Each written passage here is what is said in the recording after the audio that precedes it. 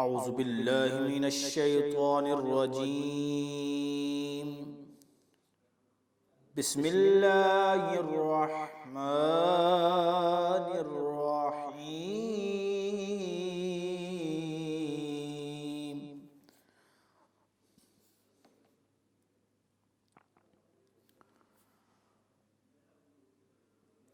والضحى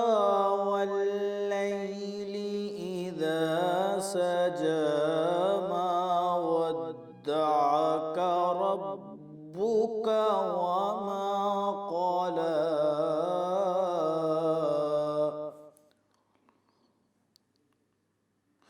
وللآخرة خير لك من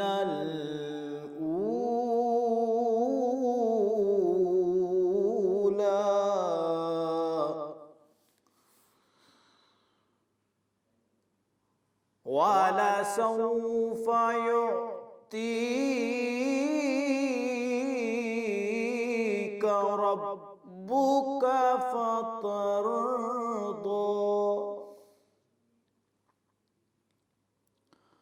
ولسوف يعطيك ربك فترضى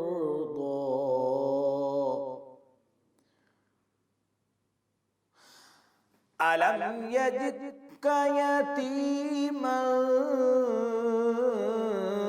فآوى ووجدك ضالا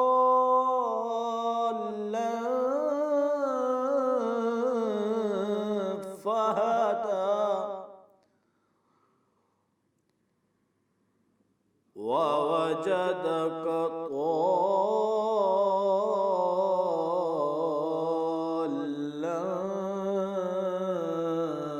فهدى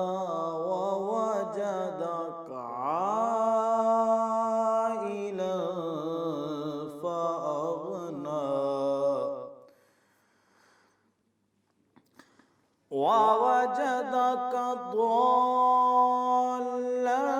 فهدى ووجدك عائلا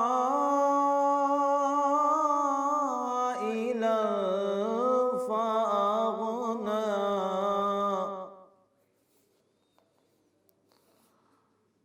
فأما اليتيم فلا تقهر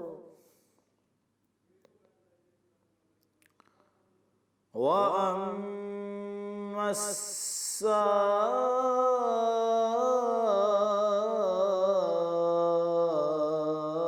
السائل فلا تنهر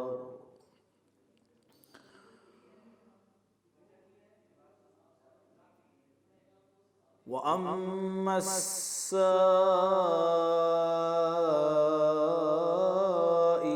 فلا تنهر وأما السائل فلا تنهر وأما بنعمة ربك فحدث الله أكبر بسم الله الرحمن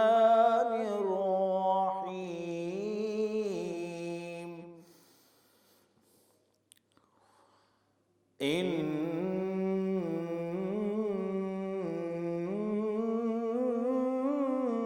إنا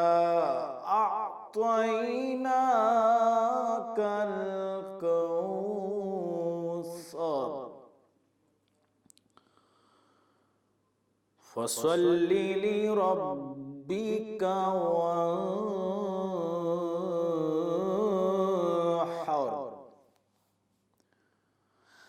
إنا أعطيناك الكوثر فصل لربك وانحر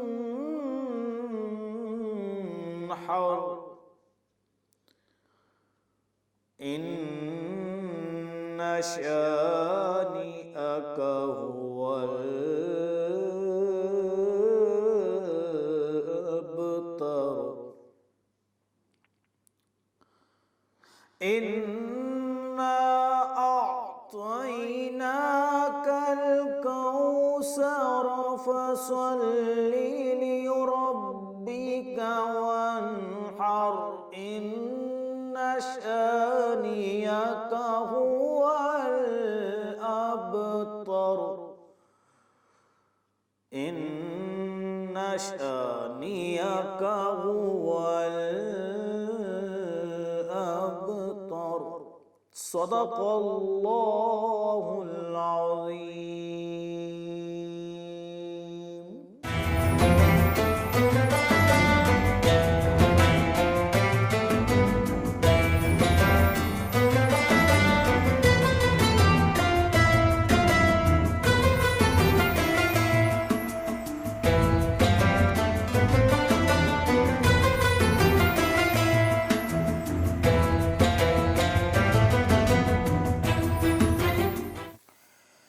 نحمده ونصلي ونسلم على رسوله الكريم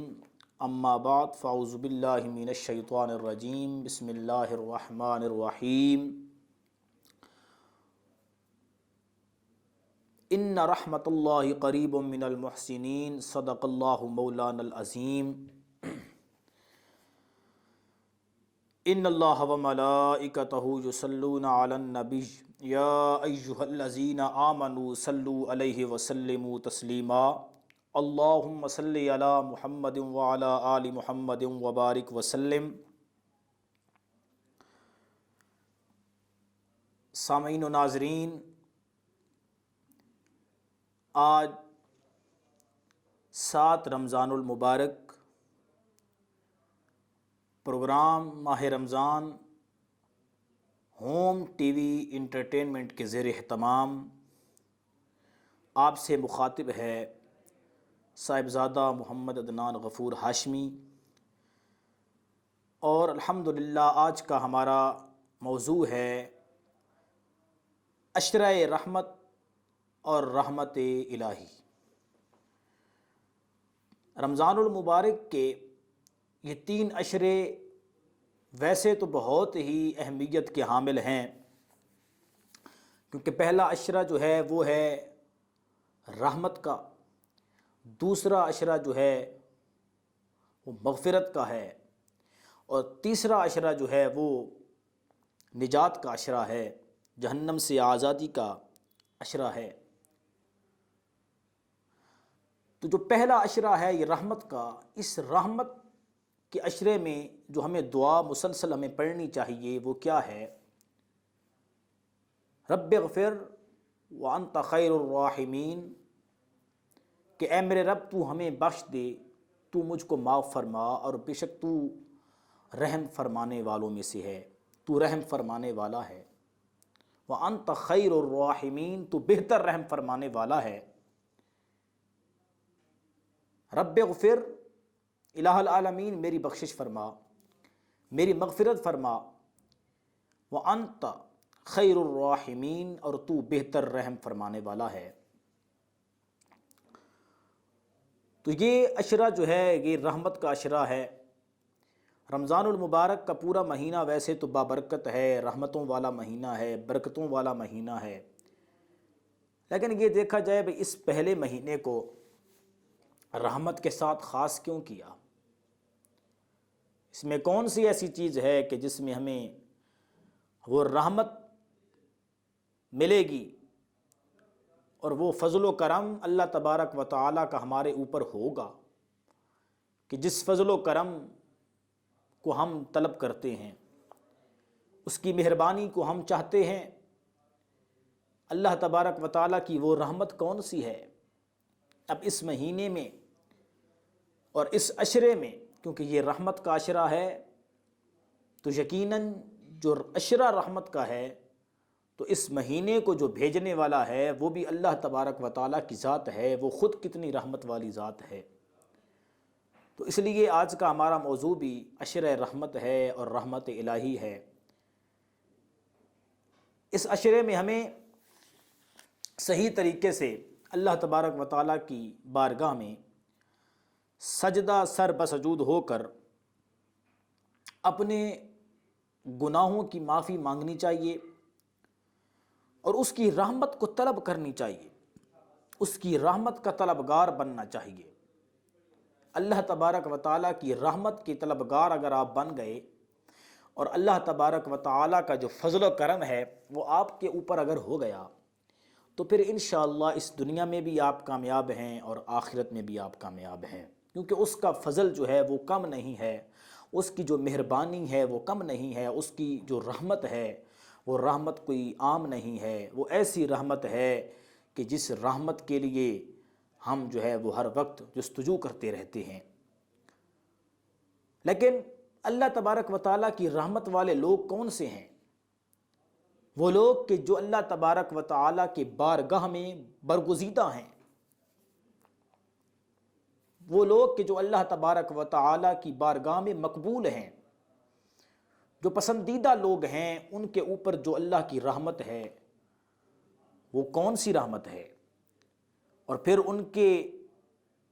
اور رحمت کے درمیان فاصلہ کتنا ہے، رحمت کن لوگوں پر ہے؟ تو قرآن مجید فرقان حمید کے اندر اللہ تبارک و تعالی نے ارشاد فرمایا کہ ان رحمت اللہ قریب من المحسنین، کہ بے شک اللہ تبارک و تعالی کی رحمت قریب ہے محسنین سے۔ اللہ کی رحمت جو ہے وہ محسنین کے قریب ہے، جو نیک لوگ ہیں، جو اللہ تبارک و تعالیٰ کے برگزیدہ بندے ہیں، جو احسان کرنے والے ہیں، محسنین ہیں، ان کے تو قریب ہے اللہ کی رحمت۔ تو ہمیں بھی اللہ تبارک و تعالیٰ کی اس رحمت کو حاصل کرنا چاہیے، کیونکہ اس کی رحمت وسیع ہے۔ یقیناً جب ہمارے اوپر کوئی پریشانی آتی ہے، ہمیں آفتوں نے اگر آ کر گھیرا ہوتا ہے، پریشانی ہوتی ہے، مصیبت آ جاتی ہے، تنگی ہو جاتی ہے، تو ہمارا جو دل ہے وہ گھبرا جاتا ہے، ہم پریشان ہو جاتے ہیں کہ اب اس پریشانی کے عالم میں کیا کریں۔ ہم سوچ رہے ہوتے ہیں کہ ایک دوسرا بھائی ہے وہ میری مدد کرے گا، تیسرا بھائی ہے وہ میری مدد کرے گا، یا چوتھا بندہ ہے وہ میری ہیلپ کر دے گا۔ تو اس طریقے سے ہماری یہ آفت ختم ہو سکتی ہے، ہمارے اوپر جو پریشانی ہے یہ ٹل سکتی ہے، ہماری یہ تنگی دور ہو سکتی ہے۔ لیکن بھائیو،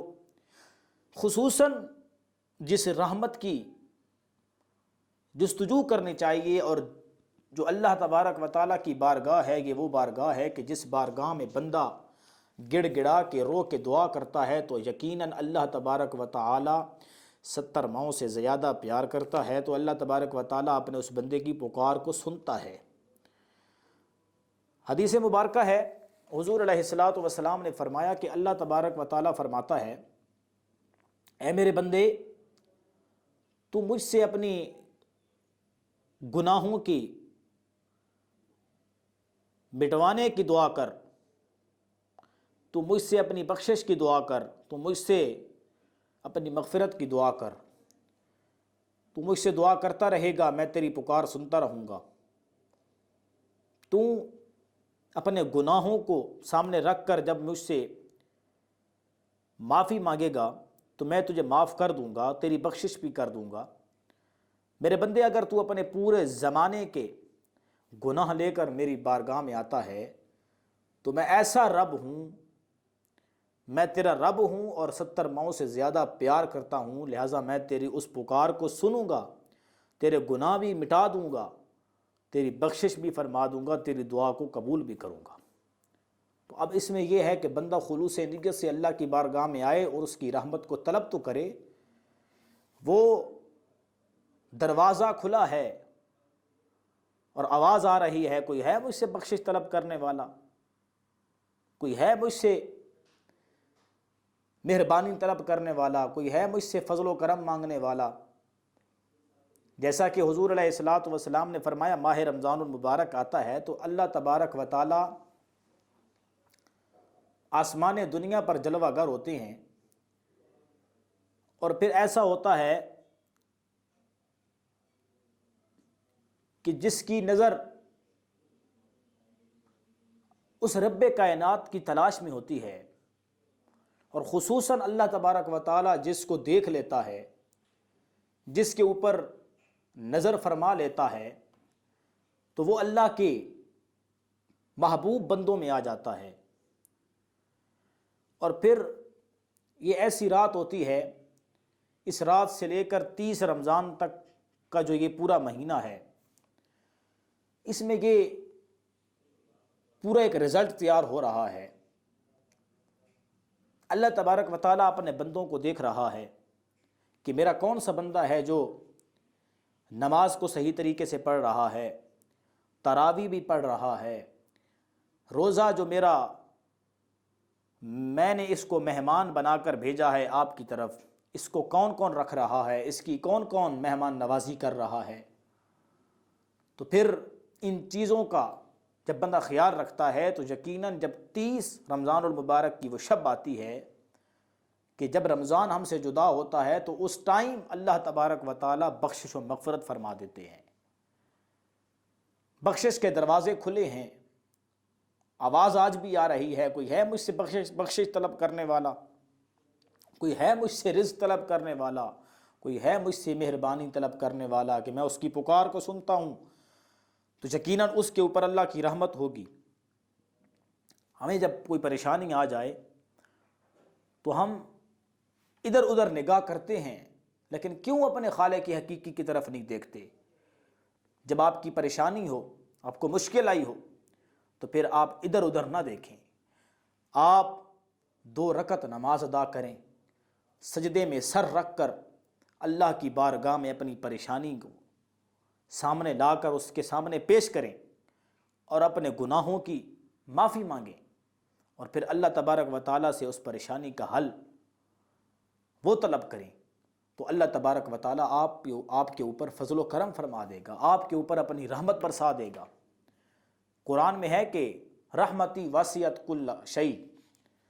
اللہ تبارک و تعالیٰ فرماتا ہے میری رحمت وسیع ہے ہر چیز۔ میری رحمت جو ہے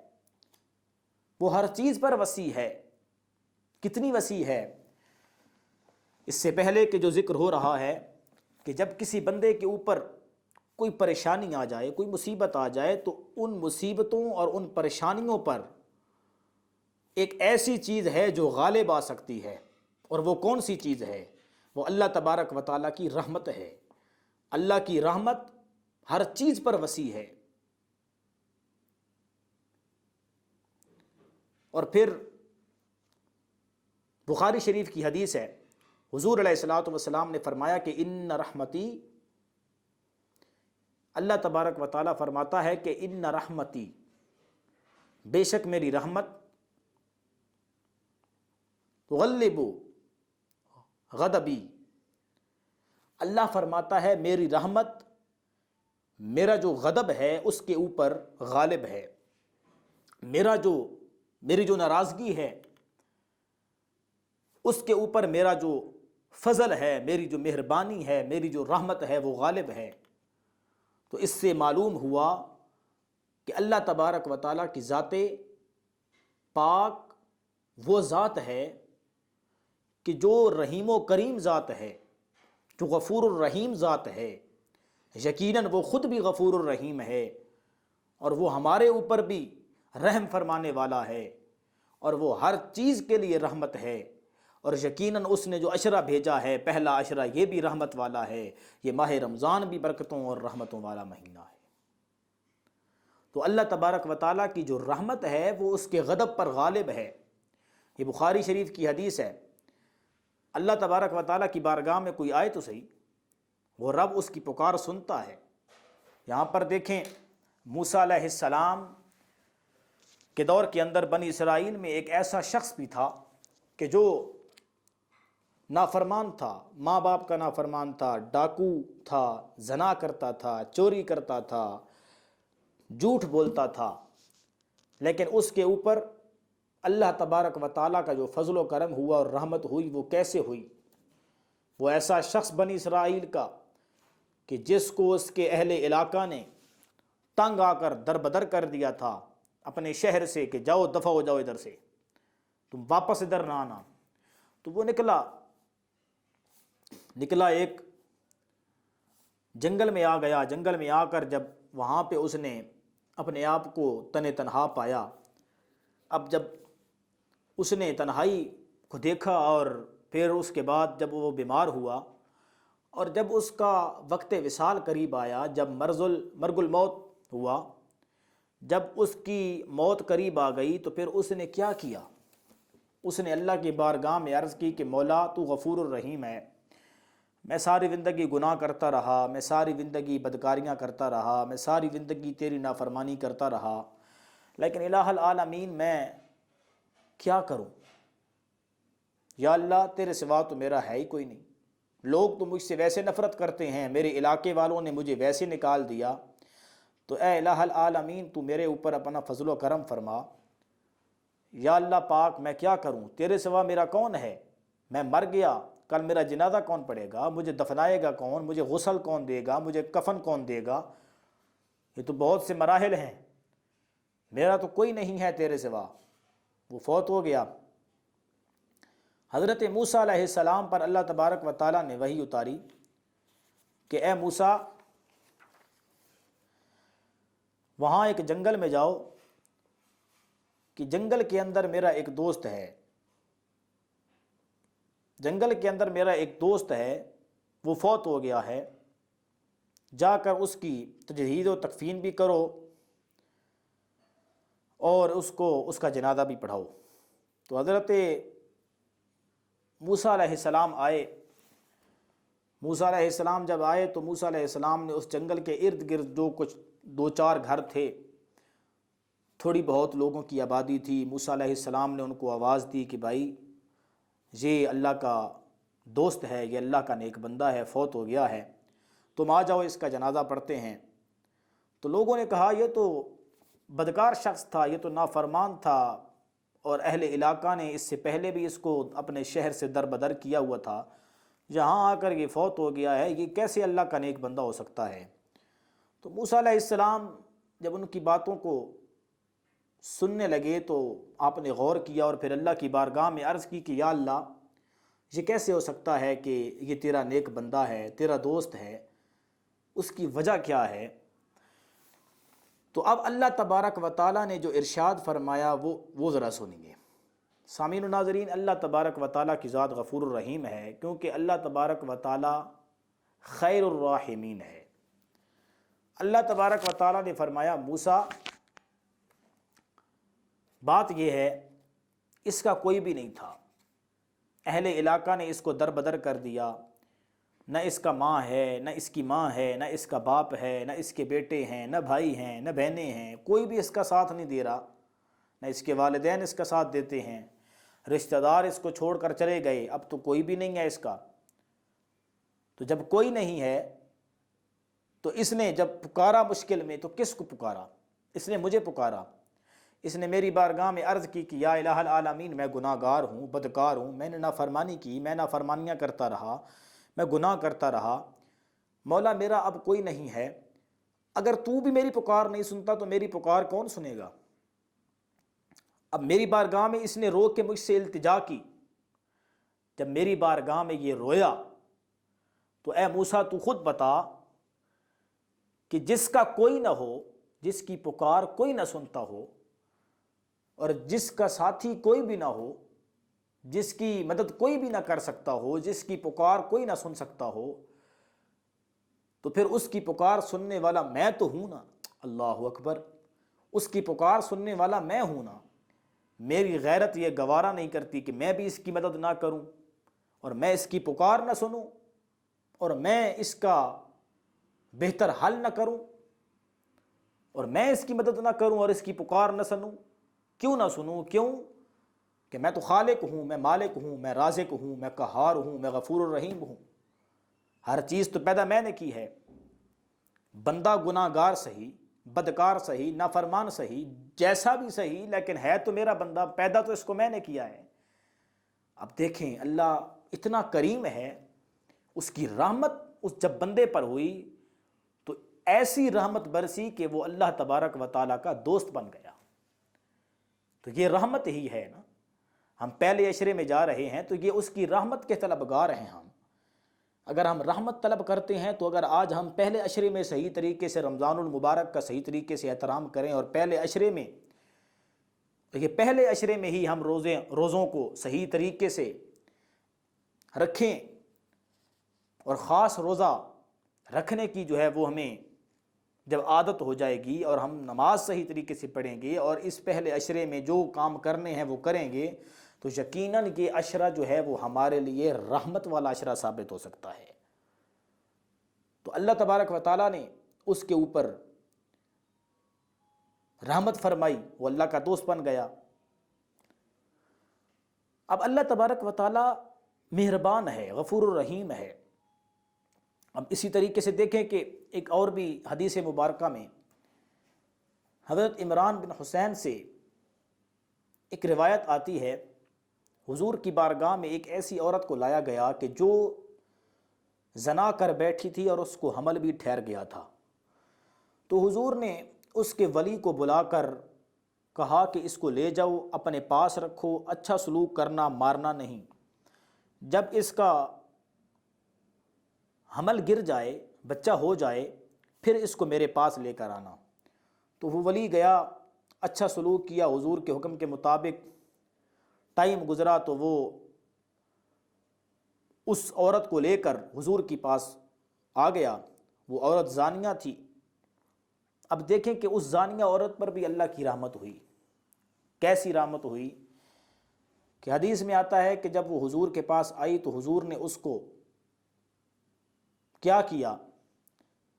صحابہ کو حکم دیا کہ اس کو باندھ دو، باندھ کر اس کو سنسار کرو۔ جب اس کو سنسار کیا گیا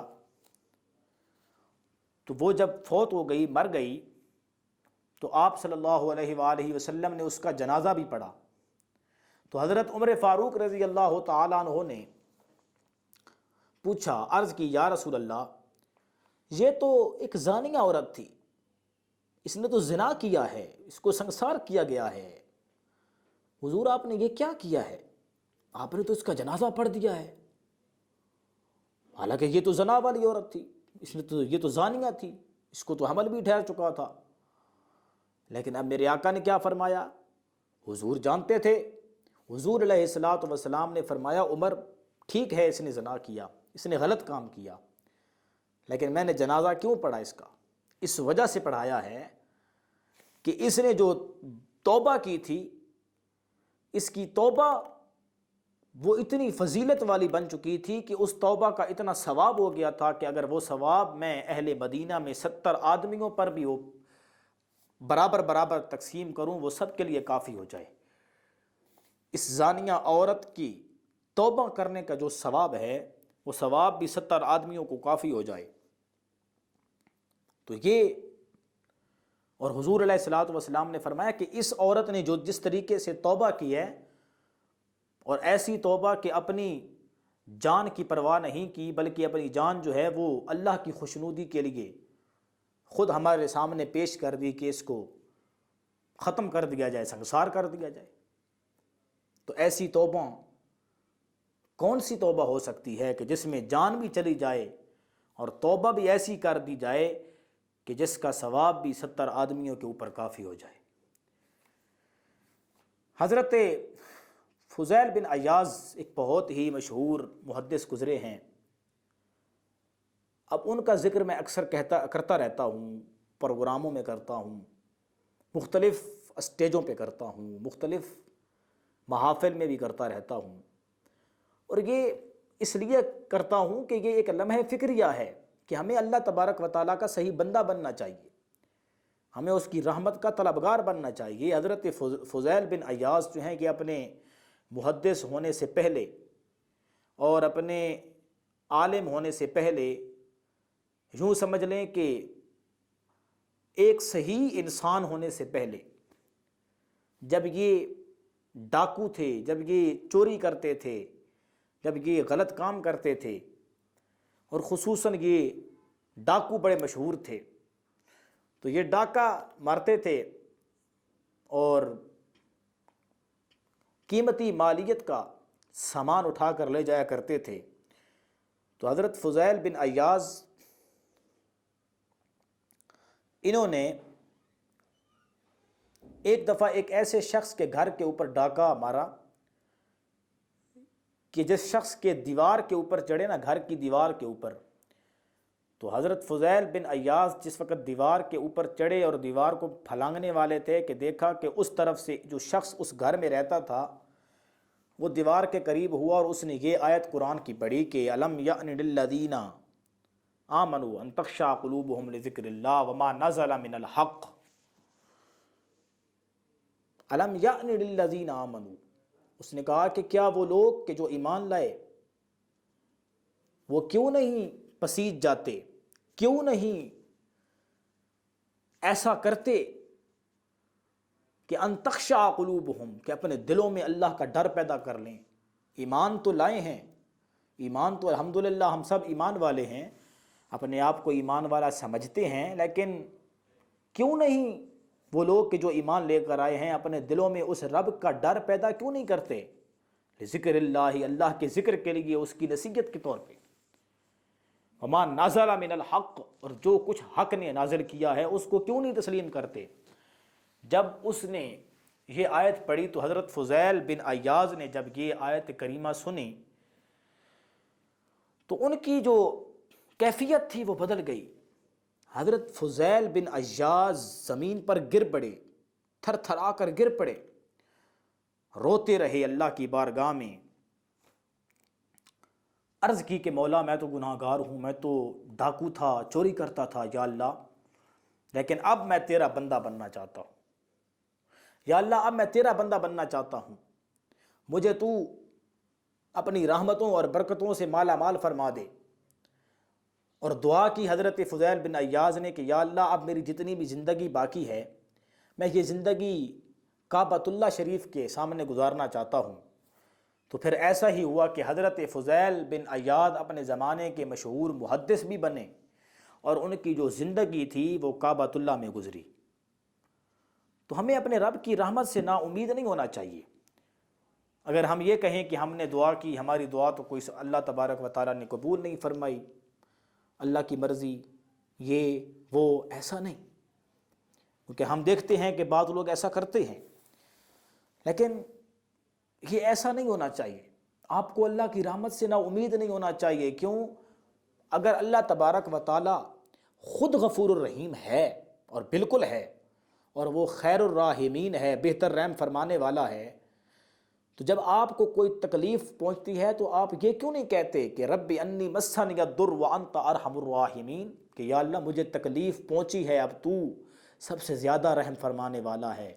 رحمانوں میں سے بڑا رحمان ہے، سب سے بڑا رحمان تو ہے، یا اللہ تیرے علاوہ کوئی نہیں، تو وحدہ لا شریک ہے، تیری وحدانیت کا اقرار کرتا ہوں، مولا تو میرے اوپر رحم فرما، تو غفور الرحیم ہے، تیری مہربانی، تیرا فضل و کرم، تیری رحمت اگر میرے اوپر ہو گئی تو اس رحمت کی وجہ سے اللہ تبارک و تعالیٰ کی اس رحمت کی وجہ سے آپ کی حالت بدل سکتی ہے، آپ کی پریشانیاں ختم ہو سکتی ہیں۔ اگر کسی کو کوئی پریشانی آتی ہے وہ اللہ کی بارگاہ میں دعا کرے، دعا اگر کرے تو ایسے نہیں کہ زبان سے الفاظ ادا کر دے، بس اس کے دل کے اندر، وہ حضرت بابا بلے شاہ رحمۃ اللہ تعالیٰ علیہ نے فرمایا تھا کہ ہتھ کار ول تے دل یار ول، اگر آپ کا ہاتھ جو ہے وہ کام میں لگا ہوا ہے، کوئی کام کر رہے ہیں، تو دل جو ہے وہ اللہ تبارک و تعالیٰ کی طرف جو ہے وہ اس کی یاد میں رہے۔ آپ جب دعا کریں تو دعا ایسے کریں کہ آپ کے دل کے اندر اس رب کی جو محبت ہے، اس محبت کا جو سمندر ہے وہ ٹھاٹھے مار رہا ہو، اور وہ آپ کے دل کے اندر ایک ایسی آواز آنی چاہیے۔ اور کون سی آواز؟ زبان سے نہیں، دل سے ہی ایسی آپ دعا کریں کہ یا اللہ ہماری پریشانیاں ختم کر دے، ہمارے اوپر اپنا فضل و کرم فرما، رحمت فرما،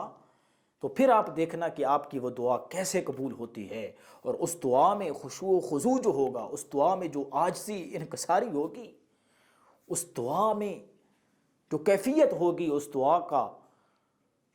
بدلہ آپ کو یہ ملے گا، اس دعا کی قبولیت کی نشانی یہ ہوگی کہ وہ پریشانیاں جو ہیں وہ آپ کی ختم ہو جائیں گی، اور آپ کی حالت اندر سے اور باہر سے چینج ہو جائے گی۔ تو اللہ تبارک و تعالیٰ کی رحمت سے نا امید نہیں ہونا چاہیے. قرآن میں ہے لا تقنطوا من رحمت اللہ، اللہ کی رحمت سے نا امید نہ ہو. جیسا کہ حضرت یعقوب علیہ السلام کا قول اللہ تبارک و تعالیٰ نے قرآن مجید فرقان حمید میں یوں ارشاد فرمایا کہ وَلَا تَيْأَسُوا مِن رُوحِ اللَّهِ، کہ اللہ کی رحمت سے مایوس نہ ہو. یعقوب علیہ السلام کا قول ہے کہ وَلَا تَيْأَسُوا مِن رُوحِ اللَّهِ، اللہ کی رحمت سے نا امید نہ ہو، کہ إِنَّهُ لَا يَيْأَسُ مِن رُوحِ اللَّهِ إِلَّا الْقَوْمُ الْكَافِرُونَ، کہ اللہ کی رحمت سے جو لوگ نا امید ہوتے ہیں، پتہ ہے وہ کون لوگ ہیں؟ وہ کافر لوگ ہیں جو اللہ کی رحمت سے نا امید ہوتے ہیں.